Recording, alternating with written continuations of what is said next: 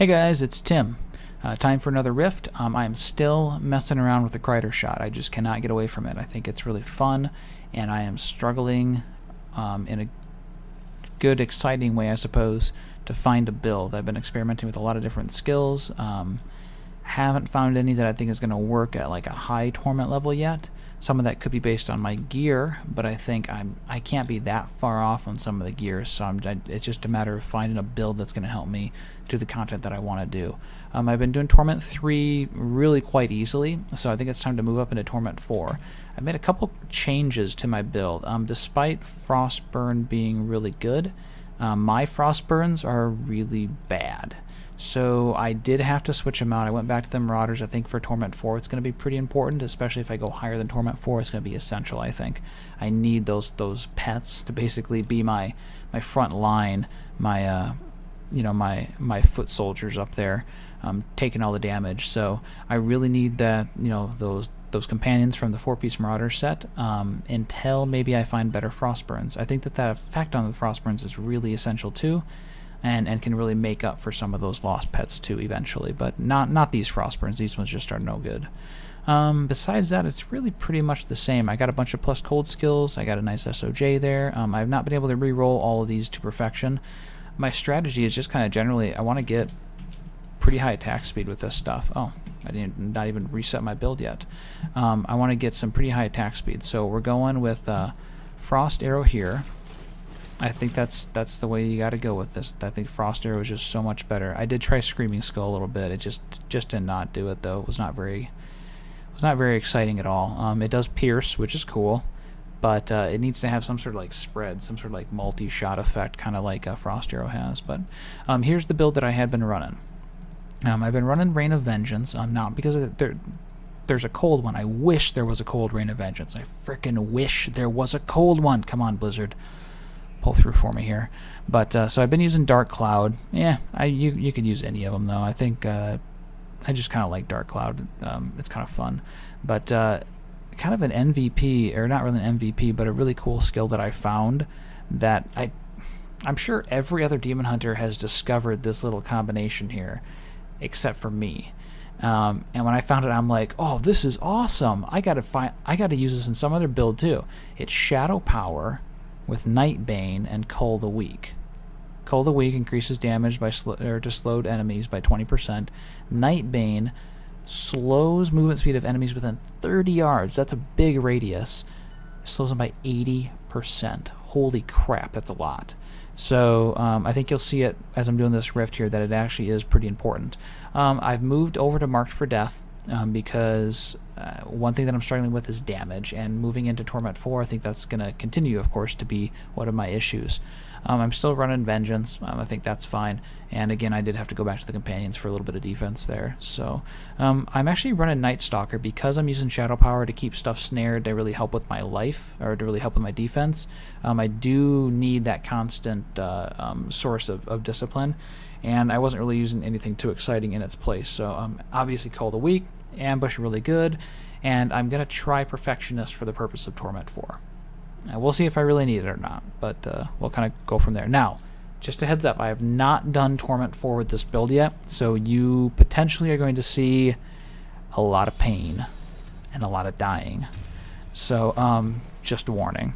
I'm no expert. This is kind of an experiment, and but hey, that's what it's all about. Only one way to really figure out if this stuff works or not.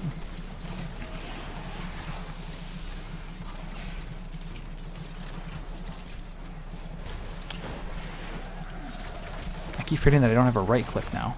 I just got done playing a little bit of, with like a normal cluster arrow build, and it's just amazing. Like my mind will like work its way back into that sort of build, and then it won't let me switch back to like a Kridershot build. You know what? Like really, so far this damage has been pretty decent. I'm kind of worried about my survivability though, to be honest.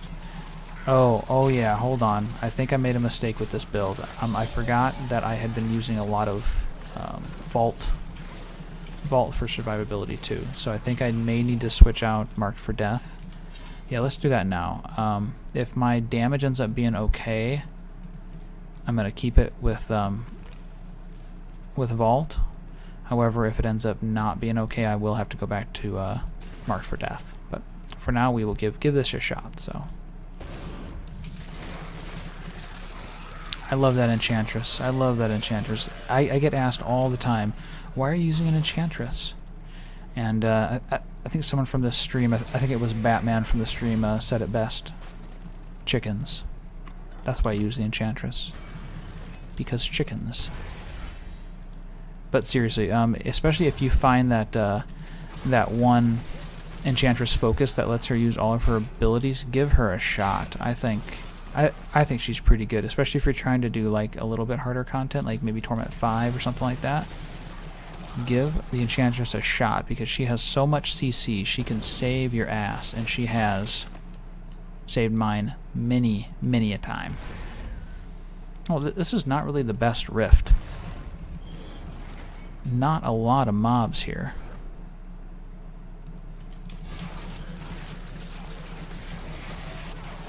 So one thing that's kind of disappointing is I think the life per hit on the Shadow Power is really not very good at all.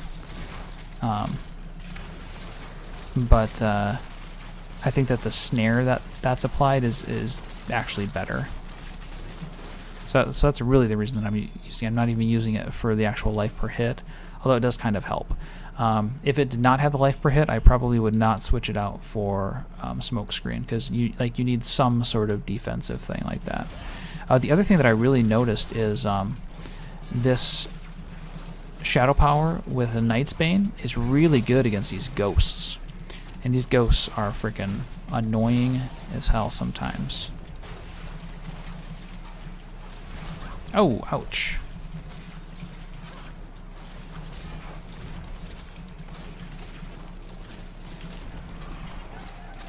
Okay, so I have been running actually without my companions for a while, and so it's taken me a little bit of getting used to that I actually have their bonuses now.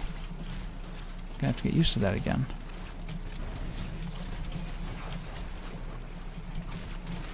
Does this guy have extra health? Oh, sure enough he does. I was like, man, he has extra health.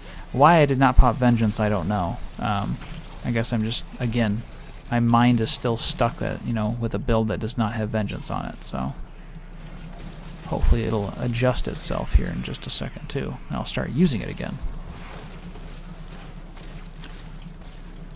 Oh, here's the perfect opportunity, right?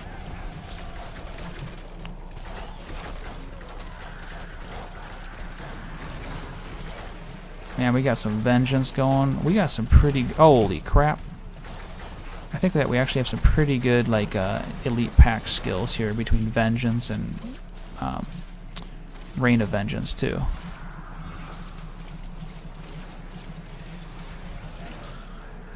Well, so far, survivability has been okay, but it's mostly because of my pets.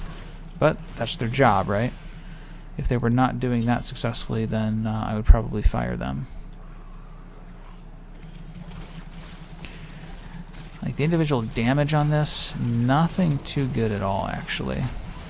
Holy crap. Oh, man, I forgot to put my bracers on. That's okay, it's okay.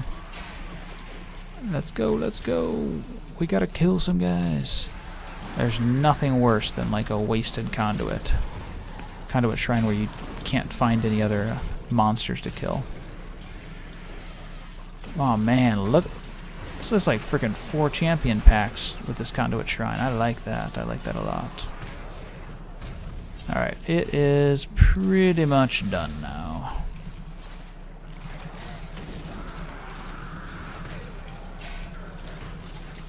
I had actually been using Sentry quite a bit. I really got into the habit of dropping that thing quite frequently, and I was really enjoying having the Sentry.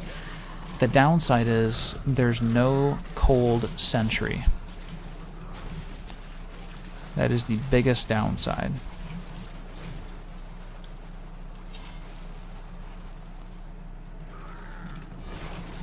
Oh, look at that. The other really nice thing that cannot be understated is that Shadow Power, you can cast it as many times as you need to. So like when you get that extra set of monsters that come in after you already used it, It's no big deal to just cast it again, you know? Especially since you don't have a lot that you're using your discipline for. So it's really not a big deal to just cast your shadow power again.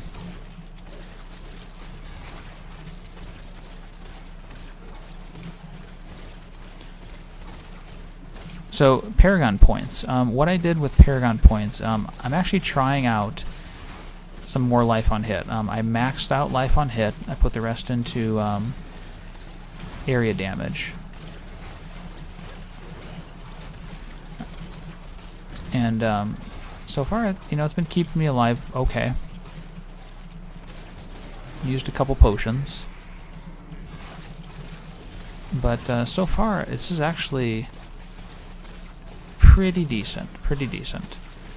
Damage output is still the main issue, though, obviously. You guys can tell that just watching this. I mean, it is Torment 4, but I mean, ideally, I would be happy finding a Kridershot build that I could take into Torment 5. I don't expect Torment 6, you know, to be decent at all. But if I can find something to take me to Torment 5, I think that would be it. I don't know how much of that is going to be dependent on items, because I do have a lot of really good items already, so I'm kind of concerned that the rest of it is just going to come down to the actual build, like your skill build. I mean, I think maybe like a really good pair of Frostburns would be okay. I think probably ideally I would... oh man, it's so tough. I would like to be able to get the 4-piece Marauder set, maybe like the shoulders, and then be able to use Frostburns. And then I'm not sure what set of bracers I would switch to then, but there are a lot of good bracer options. So, and then pretty much the most important thing when it comes to bracers is just that it has like your elemental damage type and stuff like that. Like that's really the main thing.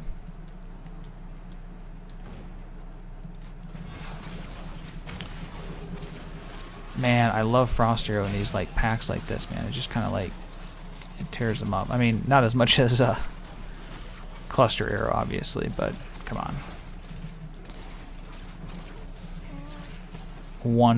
One ability like Cluster Arrow is plenty. Oh, no, stop. Okay, good. Almost missed him there. Alright, busting out the vengeance. I did not want to lose that goblin.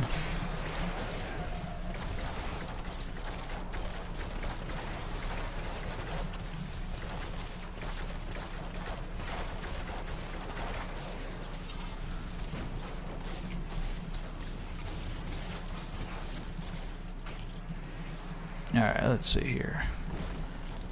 Let's keep it moving. Yeah, this rift is actually going pretty quick, I think, compared to some that I've had. Like I was saying, I was doing Torment 3 with this, with a build that was really similar to this, just a little bit ago, and I was just steamrolling it. So I think I've definitely graduated to Torment 4. It's just a matter of perfecting a build that's going to let me do it a bit more efficiently, a bit more smoothly.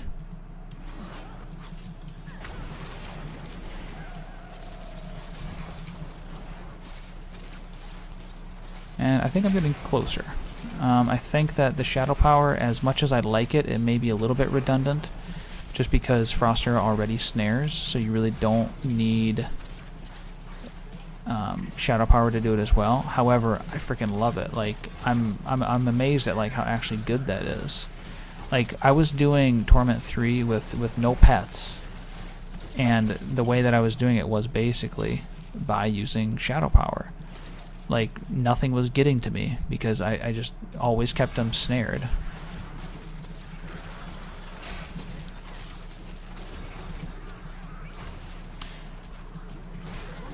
One thing that may be decent with this, like with a build like this, it might be, I don't know, maybe I'll try to work towards like a cooldown build.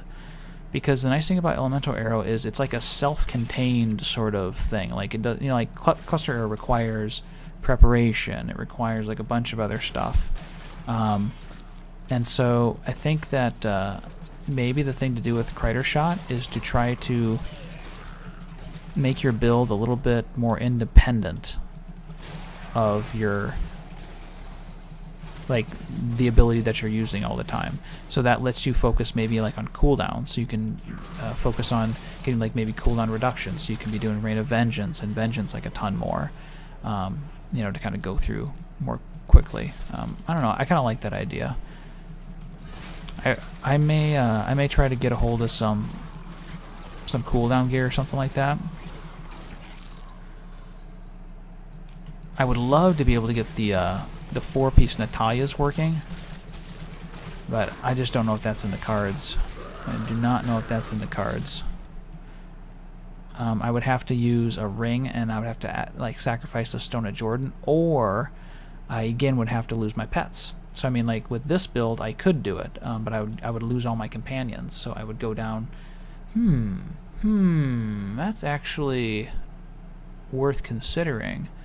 What if maybe instead of the Marauder's helm, I went with the Natalia's helm, got my 4-piece Natalia's, which lets me use my Rain of Vengeance more, and just continue to rely on Shadow Power for like sort of crowd control-ish sort of things. I mean, 80% snare is like, it's basically a root, you know? It's basically rooting them in place.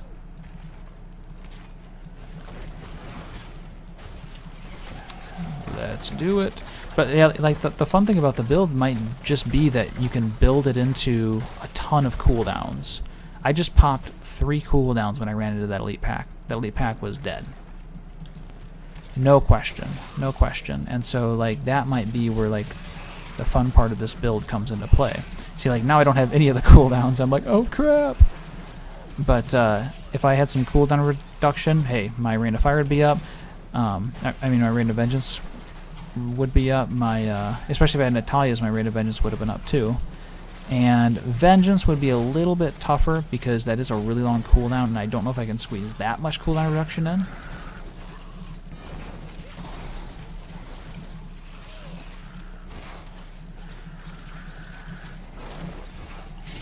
Oh, we got a Rift Guardian. Okay, this is actually like the slowest part of this build is the Rift Guardian. Not too impressed with this build's ability to rock a Rift Guardian.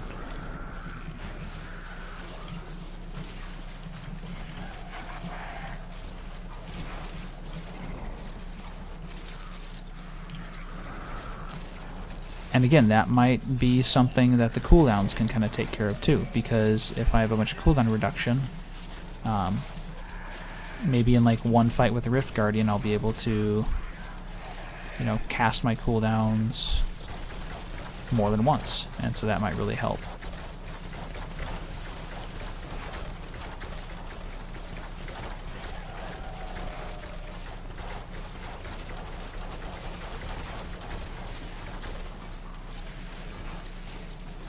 The really nice thing about Shadow Power is the thing actually does last a long time, like 5 seconds in Diablo.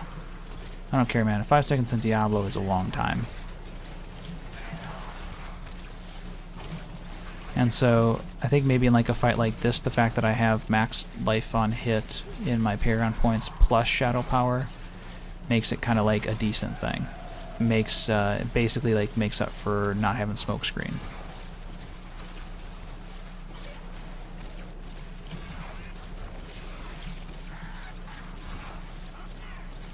Man, this fight's lasting a while.